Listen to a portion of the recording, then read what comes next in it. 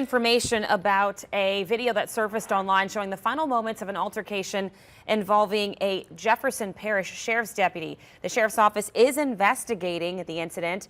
They say this incident started Monday when detectives were investigating a suspected overdose of a woman. Deputies say Rennell Polk was the potential source of the narcotics involved. They found Polk on Airline Drive with 22 grams of fentanyl in his possession. He was taken into custody. As detectives tried to seize his vehicle, Angeline and Deshaun Parks approached trying to retrieve it. The detective thought they were trying to alert people at Polk's residence and intervened. A confrontation erupted and one of the women allegedly punched the detective. That detective suffered minor injuries. Rennell Polk and Deshaun and Angeline Parks all face multiple charges.